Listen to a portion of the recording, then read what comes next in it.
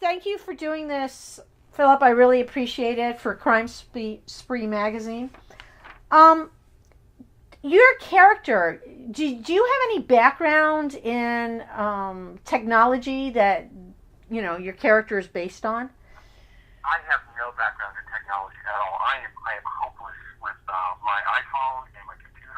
I've got to call friends in all the time to help me with stuff. So whatever the character does, oftentimes it's not written. They'll just have him say, there'll be a certain situation where he'll be in a hotel room and they're listening in on other conversations where they can't hear, and they'll just say, Buzz manages somehow to jury rig or like a MacGyver kind of setup and makes it happen. So I just ask the props people for whatever I think sounds logical, and they give me things and I make it happen. So I make it up as I go along. So do you know, I mean, do you do any research on technology or anything? No, and I'm very bad about that. I don't do any research on technology, but I do have some friends who are pretty well schooled in it, so I'll pick their brains and figure stuff out with them. So I'm not going at it from a completely naive point of view. Mm-hmm. How did your character come about? Well, when the show first started, they needed someone in the electronics room, and I think initially they were thinking that they would have a guest actor come in and rotate. It would be a different person all the time. But when it came down to budget issues, they wanted someone there who was basically not as expensive as some of the other actors they might want to hire. So I was relatively new to the business. I just graduated from college and had done a few student films, and some of the producers were friends of mine. They said, look, we've got this little small part that you might like to do, and if you do pretty well at it, the part has potential to grow. And that was almost 10 years ago. So that's kind of how that came about. So you started on The Closer and then I transitioned did. to Major Crimes. So Mm-hmm. how is your character growing? How has the character developed? Well, he's become a much more integral part of the squad, whereas before he was just sort of on the periphery. And I like to joke with friends of mine, the first couple of years, I mean, you could sum up Buzz's dialogue with, yes, ma'am, ma'am, thank you, ma'am. That was kind of good for the first few years. But after that, they actually started to write a little bit of a storyline for Buzz. We got to meet his sister one year. We made mention of his mother another year, and the fact that she carries a prescription for medical marijuana, which I think would be a great episode if we ever get to meet her. And why is that? Why do you think it would be a great episode? Oh, I just from what I know from the character's background, and that she doesn't really need the marijuana, but she has it because she's got an eating disorder and depression. So she gets this. But I could see her maybe trying to light up her medicine in the squadron when she comes to visit Buzz, and you can turn to her and say, hey, you can't do that here. I'm at work, and you're in the police station. And she could say, hey, but it's prescription. It's okay, Yeah.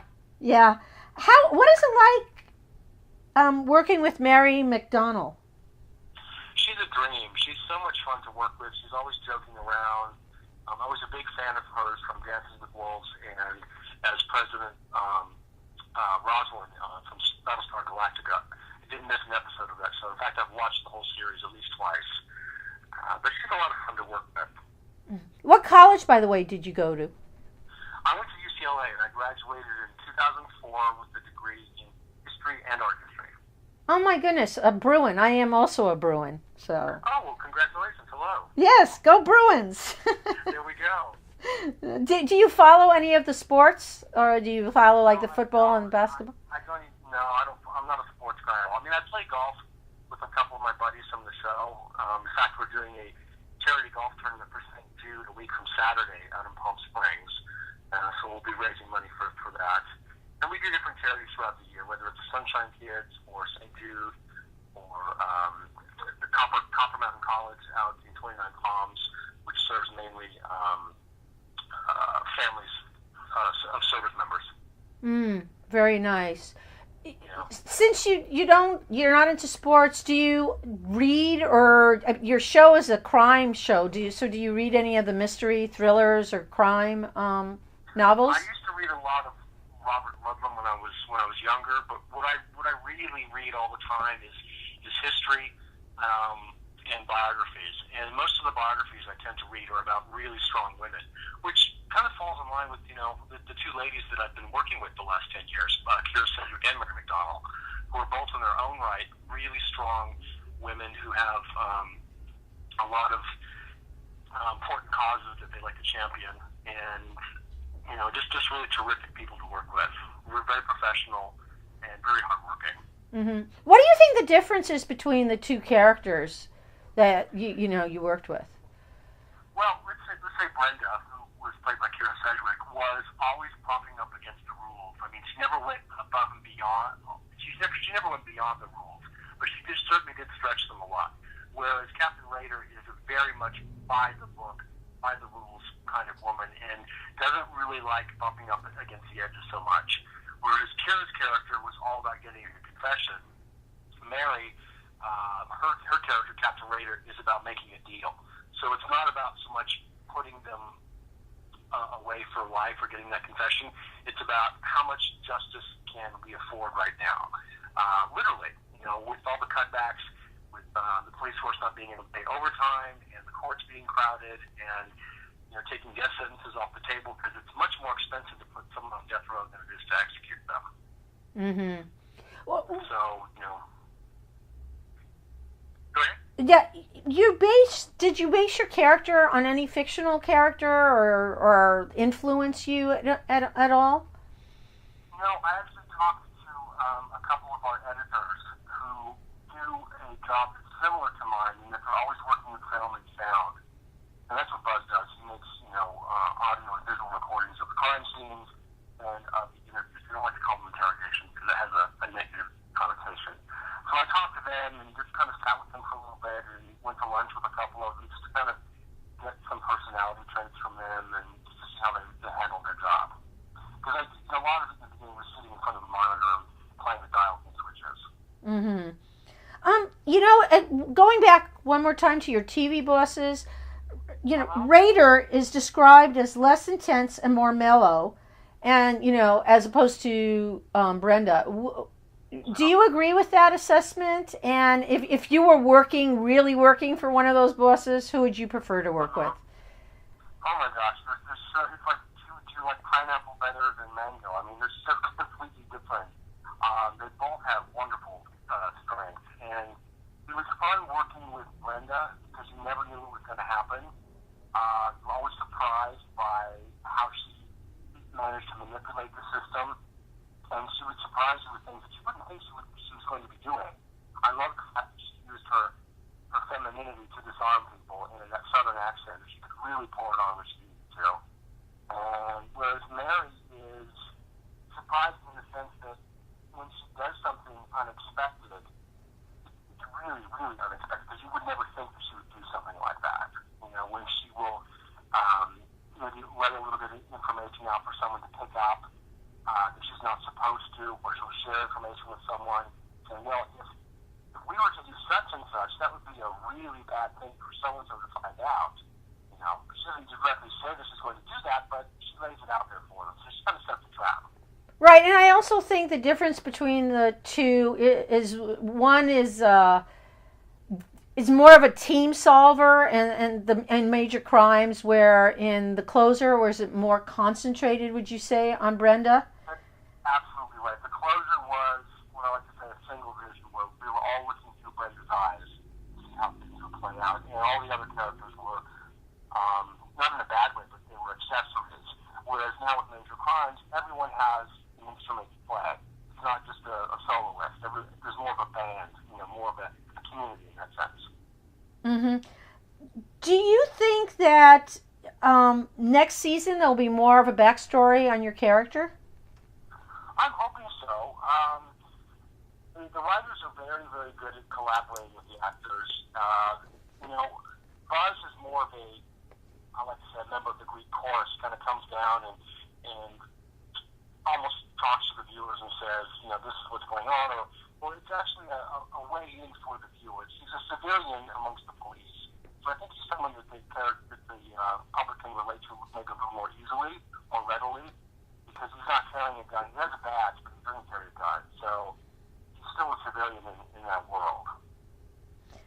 So his take on Right, right. You have your character. There was a spin-off based on the closer. Do you think that's unusual? Not that there's but when one ends, like another show begins. I know there have been spin-offs where in the middle of the show, like a character will leave and kind of get their own show or something.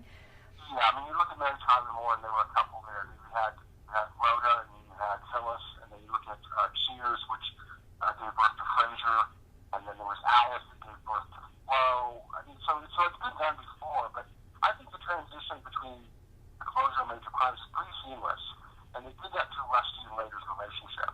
You know, in the beginning of Major Crimes, when Rusty turns to Raider and says, "Look, I don't know you, and I don't like you very much, and I don't want to talk to you. Where's Brenda?" So for me, Rusty was our audience, you know, because Raider was written to be unlikable in the beginning, and so they played to that, and then voiced the audience's viewers' concerns to Rusty, and then she turns to him and says, "Look, if you're going to be waiting for Brenda, you're going to be standing at the back of a very long line, and I'm the one you have to do it now. So either take it or leave it." And I think that was pretty much it. You know, not dismissing the audience at all, because the writers and the creator respect the audience, you know, a great deal, as do all the actors, and we love that everybody shows up. But it was telling people, look, this is that way things are going to go now. So either you're going to like it or not, but stick around. Let's see what happens. Mm-hmm. Yeah, and it's interesting. Did the writers want to continue the show, and you know, because the star of the closure decided to leave, they decided, let's do a spin-off in this way? Is that what happened?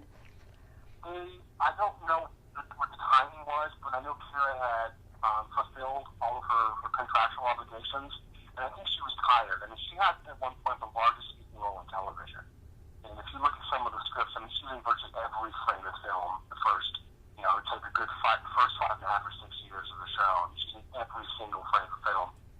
And it's just a lot for an actor to carry.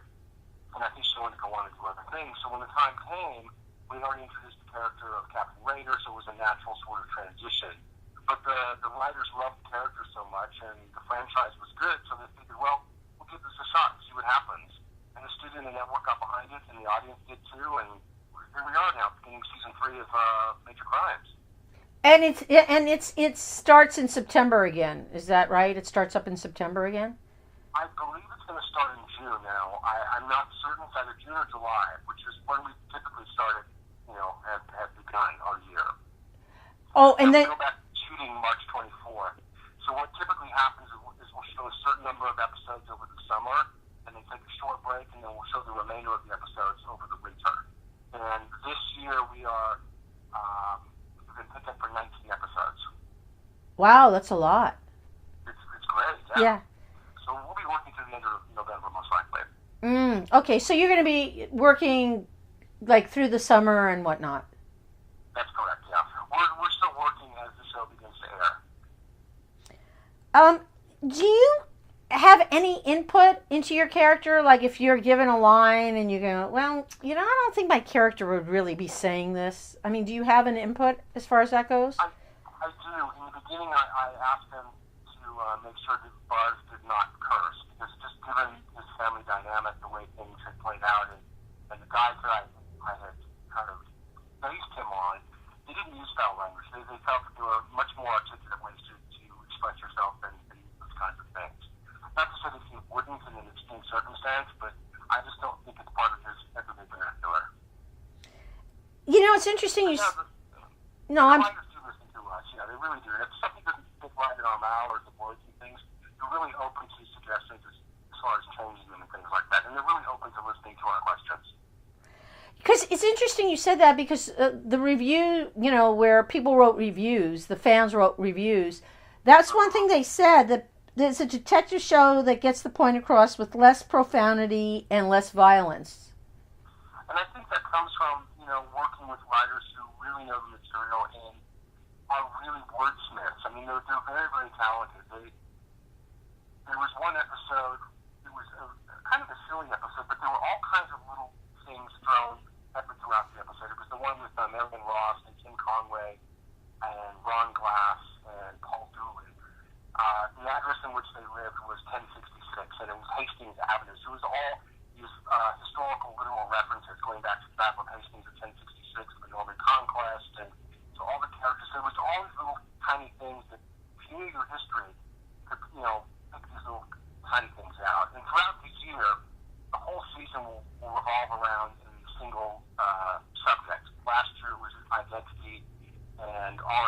expectations. And this year it's going to be about expectations. You know, what we expect of ourselves, what people expect of us, what we expect of other people. So in any way that you can think of that word, it will have a play in the episode. Is Rusty going to be back in this season? Rusty is coming back this season, yes. Really? Because it seemed like, did they let you know how he's going to be a part of the gang? I haven't seen any of the outlines or any of the scripts yet. The writers are still in the room creating all that for us, but I know he got his pickup, so I can only assume he's going to be back in the show. Mm-hmm. Do you have a favorite episode?